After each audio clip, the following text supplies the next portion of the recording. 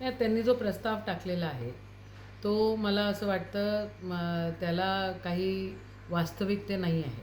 आणि या प्रकारचे निशिकांत दुबेसारख्या व्यक्तीचे प्रस्ताव जर मंजूर होत असतील तर मग हुकुमशाही आलेली आहे पूर्ण, हेच आपण म्हणावं लागेल.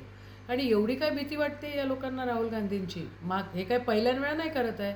मागच्या वेळेला मागच्या पंचवार्षिकमध्ये पण त्यांचं सदस्यत्व रद्द करण्याचं, त्यांचं घर काढून घेण्याचं, ही अशी छोट्या छोट्या म्हणजे खालच्या दर्जाच्या कृती हे करतच राहतात.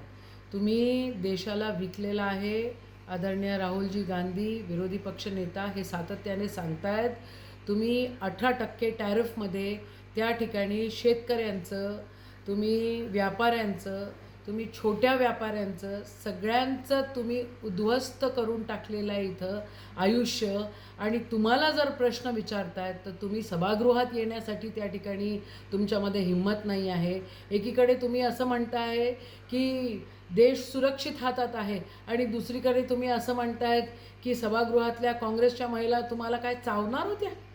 काय लावलेलं आहे? कोणत्या दर्जाचं राजकारण आहे? आदरणीय राहुल गांधी त्या ठिकाणी स्पष्ट बोलत आहेत की तुम्हाला कोणचं माझ्या विरुद्ध काय FIR दाखल करायचं आहे दाखल करा, अजून काय करायचं असेल करा, पण शेतकऱ्यांची बाजू, छोट्या व्यापाऱ्यांची बाजू, या देशाला विकण्याचं तुमचं षडयंत्र, याला विरोधी पक्ष साथ देऊ शकत नाही. आणि तुमचा ज्या काही गोष्टीमध्ये तिथं दादागिरी सुरू आहे ही नाही सहन होऊ शकत. तुम्ही साधा प्रेस कॉन्फरन्स घेऊ नाही शकत. आदरणीय पंतप्रधान स्वतःला विश्वगुरू म्हणून घेतात आणि तुम्ही साधी प्रेस कॉन्फरन्स घेऊ नाही शकत. तुम्ही महिलांच्या आड त्या ठिकाणी लपण्याचा प्रयत्न करतायत. खालच्या दर्जाचं राजकारण तुम्ही करतायत आणि तिथं विरोधी पक्ष नेता काही गोष्टी बोलतात तर त्याचं उत्तर द्यायला तुम्ही येऊ शकत नाही. मला असं वाटतं या देशाचं म्हणजे राजकीय वळण एका वेगळ्याच स्वरूपामध्ये जातं आहे. अशा प्रकारे कधीही या देशामध्ये ह्या इतक्या खालच्या दर्जाचं कोणीही घेतलं नाही. एप्स्टेन फाईलमध्ये हरदीप पुरींचं नाव येतं तर त्यांचा राजीनामा का नाही?